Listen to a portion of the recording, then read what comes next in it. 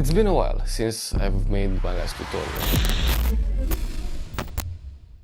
Today I'll be showing you my editing process from beginning to end, from the raw photo to the processing in Capture One to the retouching in Photoshop. As I was saying, it's been a while since my last tutorial. Hopefully you will learn something, hopefully I can take you step by step into all of this process, and if you like longer versions of this video, please let me know in the comment section below and I'll make them longer the next time. Before I change my setup and everything else you see around here, I wanna say that if you want to work alongside me, I'll leave the original raw photo in the description and you can download it. So without further ado, let's go straight into Capture One. Okay, so now we're in Capture One. On the left you see the gallery and on the right you see the settings. I usually work in full screen mode so that nothing really bothers me, but since this is a tutorial, I'll keep them on just for you to see what I'm doing. Here we have the edited version and here we have the original. Our goal today is to try to remake this photo, maybe not one-to-one, but as best as we can. The first thing I'm going to do is to change the profile color. This is why I love Capture One, because in Capture One I have this very cool thing called base characteristic. I shot this photo with the Canon EOS R6 and it has the generic profile color. What I'm going to do now is to go to Nikon and change it to Z7 or Z9. I'll set it to Pro Standard. Now, why am I doing this? Because most of my presets are made on my camera, which is the Nikon D780, but most of the presets already work with the Z9 or the Z6 and so on and so forth. And another reason for that is because I really like the Nikon color space, especially for this shoot. The curve, we will leave it as auto because it doesn't really matter. Now, on the background layer, we will do the basic adjustments: the exposure, the high dynamic range, and the clarity. Let's increase the exposure so it's just right. Also, I'm using the shortcuts on the keyboard, which I really suggest you learn or at least start using it, because it will save you a lot of time. Since the Nikon color space really increases the contrast, I will decrease it slightly. I don't want my photo to be very contrasty. I will raise the brightness a little bit and the saturation because I want to bring that color from her eyes. Now to the high dynamic range, let's increase the highlights just a bit and the shadows.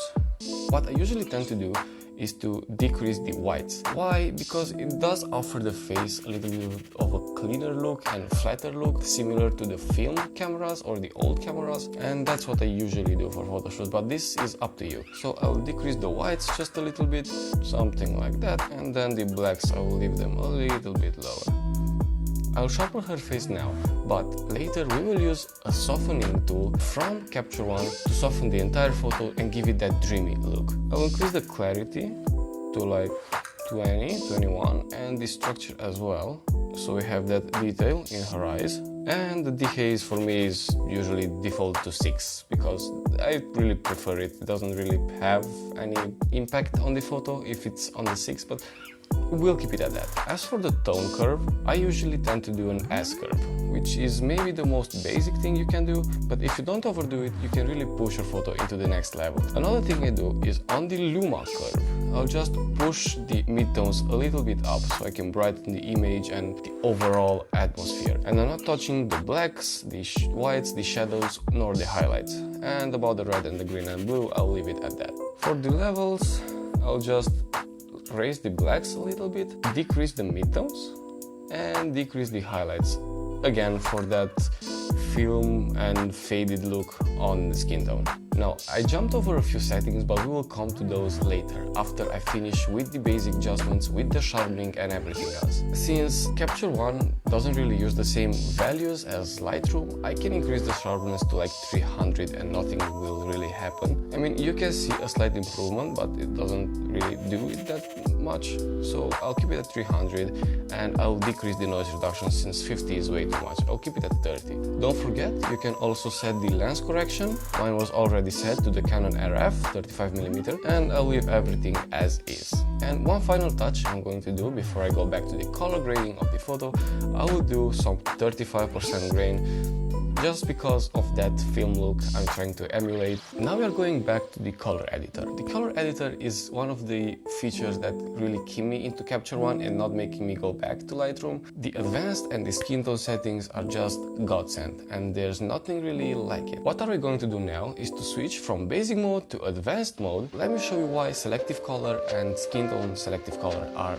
one of the best tools that I use the most in every single Photoshop. I'm going to target some of the colors in order to change the hue and increase the saturation of some. Now, you're going to pick the eyedropper and select the blue colors. That's because I want to edit the blue so I can make them a little bit more teal. I'll scroll a little bit down and I'll select View Selected Color Range.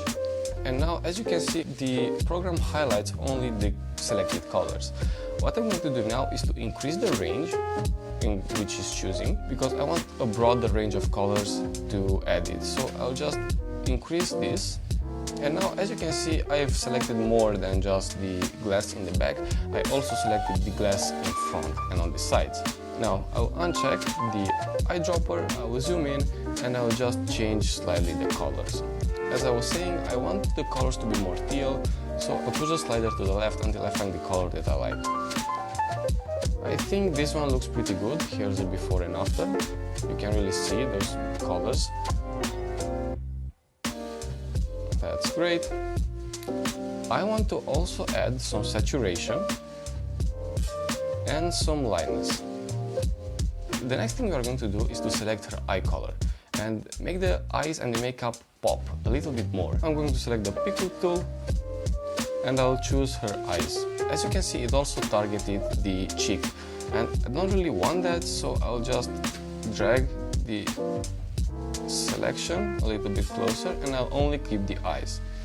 Now with that selection, I'm going to increase the saturation, maybe not that much, increase the lightness, deselect color range, and I'll just play with the hue a little bit so that I found the color that I want. Okay, so now we are done with the advanced color, and we are going to go in the skin tone section and select the skin tones. Again, select the View Selected Color Range, and now let's start to edit the skin tones. I'll increase this smoothness a little bit to like 26 or 27. Why am I increasing that smoothness? As you can see, when you select the eyedropper, you selected one color, one specific color, and that color is represented by the dot. You can think of it like that cone being a mask and the blur around it is the feather, and that dot is exactly what color you sample. I'm going to increase the smoothness so that I can select more colors in that area, and now I'm going to retract a little bit from the pink so that I don't select the makeup, and I'm going to play with the hue, saturation and lightness to tune in the colors. I'll change the hue slightly, maybe to around 1. I'll increase the saturation because it's kind of desaturated and I want the skin tones to pop. Around that should be good. And now I'm going to increase the lightness a little bit, something like that. And now I'm going to use the uniformity tool, which is an amazing tool you can use in case your subject has maybe more reddy skin tones and you want to bring it back to the normal skin tone color, or you want to adjust the entire saturation or the lightness. So what I'm going to do, I'll change the hue a little bit, so I bring the colors more towards the orange yellowish colors, maybe like that. I'll increase the saturation a little bit, around 13 or 14, and the lightness. As you can see, her face is popping up more. If you want to see before and after, here it is. So we boosted the colors in the face, in the makeup and in the background. But now you might ask me, why did I jump over a very important step? And that is the white balance. And why did I do that? Because in camera, I set the temperature and the tint according to the weather and to the lights out there. So I wanted to calibrate the photo as I shot. And now I'm going to use the temperature and the tint to further enhance the image and make it more my style. Which my style is a little bit warmer, so I'll increase the temperature to like 6000 or so, and I'll increase the tint slightly, like 2. As you can see, the photo is pretty much done, but now I want to enhance it and give it that dreamy look that my photos have in the recent times. I'm going to create a new field adjustment layer. I will call it softening, and all I'm going to do is go to the clarity the method, change it to classic and decrease the clarity and the structure.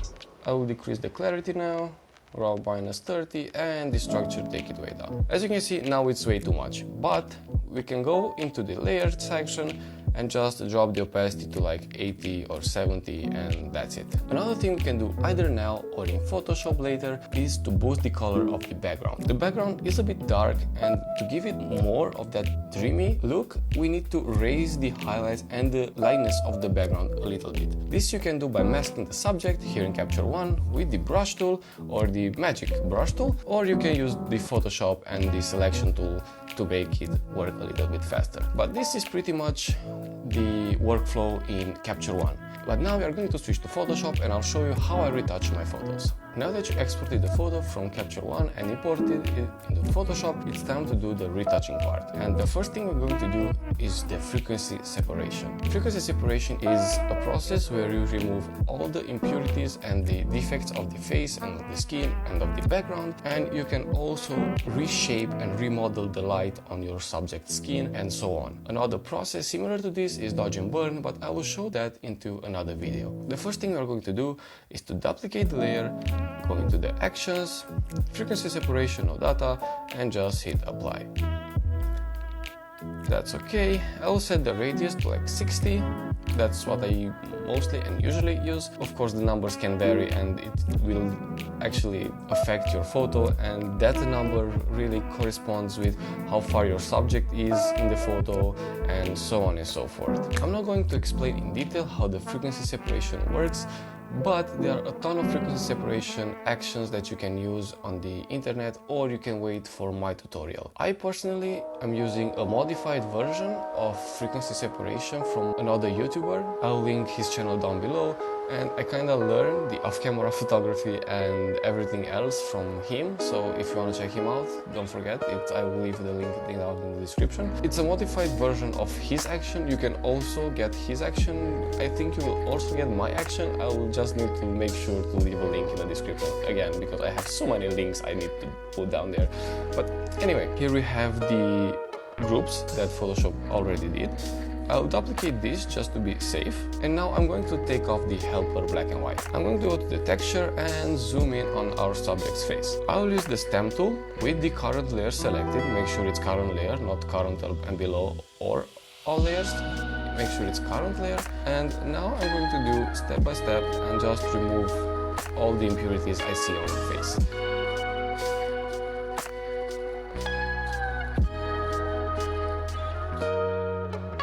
Remove some of the wrinkles on the face right here, and yeah, usually this thing goes faster if you have a mouse or a graphic pen. I have both, but I'm not going to use any of it now because I'm too lazy to pull it out of my PC, and I'll just keep it to the mousepad and make just a few adjustments, but I think you got the point. Now we are removing every imperfection we can find, make the skin clean. That rhymed for whatever reason. Okay, I think that's good. You can also use frequency separation, either make another one or use this same one to remove every strand of hair.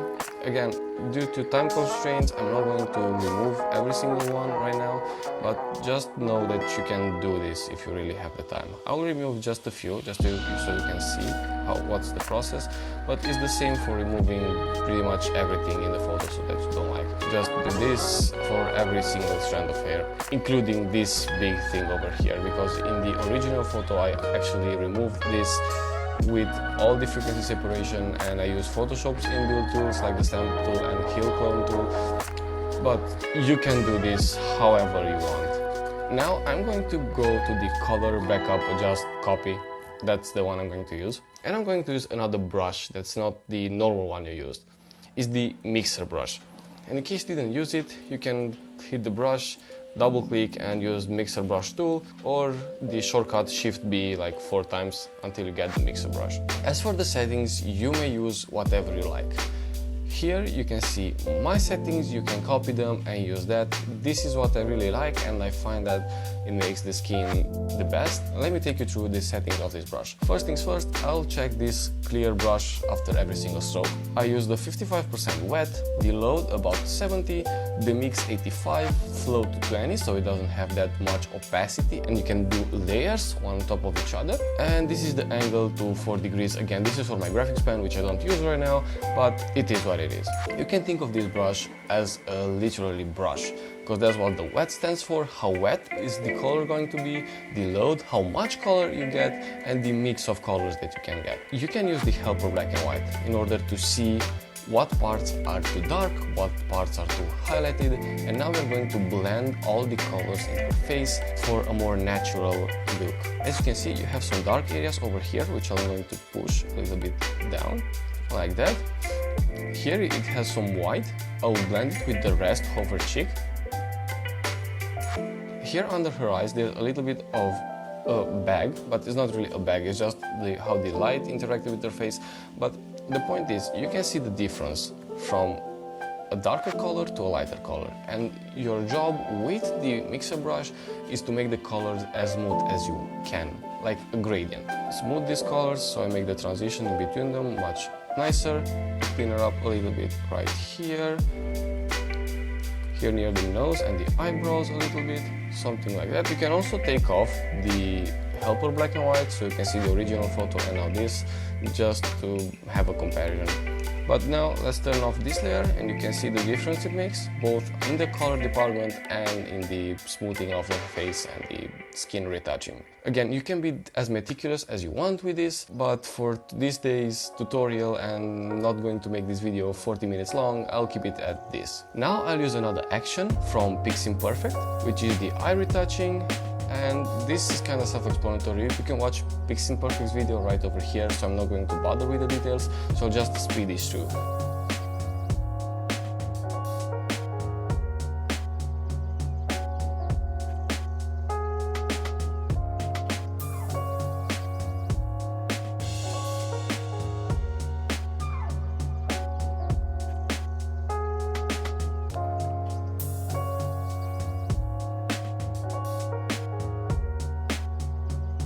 Basically, all this does is to enhance the eyes and make them pop and give them a little bit of sharpness and give the eye a little bit more wideness and remove the veins, of course. But this is too strong for an effect. It looks way too much, so I'm going to lower it to like 30 or 40%, maybe 50 is good. Yeah, about 50%, that should do the trick. So now I'm going to make the photo more dreamy. And you might ask me, why do I do it again?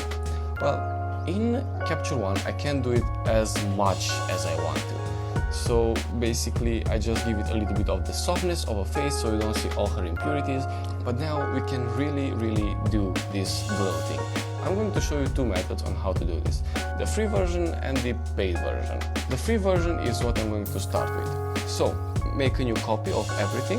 Command Option Shift E or Control Alt Shift E if you're on a PC. Go into the Filter tab, go into Blur, Gaussian Blur, and blur the heck out of this photo.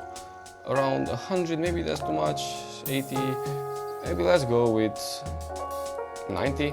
I think that should be good. I want you to hit Command or Control U to bring up the hue saturation and decrease the saturation. And now set the blending mode to screen. This is too much. It's very much. But you can also go here into adjustments, use a curve and clip the mask, and use the curve to control the output of the glow. So basically you can drag this so you don't have that much glow. Drag the shadows a little bit, and here's the before, here's the after on that dreamy look.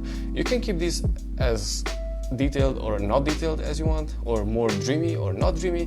You can just play with the curve and pretty much you make your own preset. Now I'm going to delete this and I will show you the other paid way, which is a plugin called Oniric. This is a very great plugin for creating glows, and even though this is more used for sabers or lights or lasers, I'll use it to give this photo a little bit of a dreamy look. It already did an amazing job, but I'll increase the radius to like 40 and the light dispersion to 1 or 2, because this will create a chroma RGB split effect, or more chromatic aberrations if you want, and I will decrease the threshold a little bit because this is way too much, maybe just like 0.19. Yeah, I think that's great.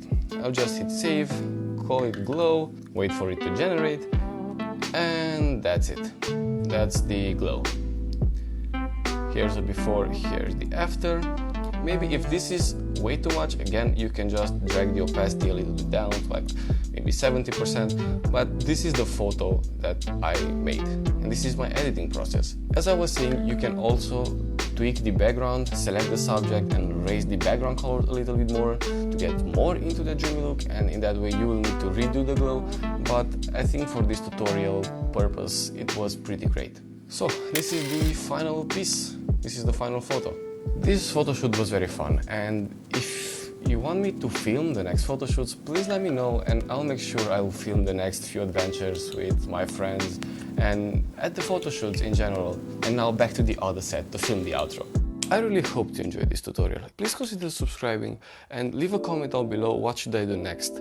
Should I make my videos longer? Should I make more tutorials like this? Or do you want to see anything else on my channel? But up until that point, peace.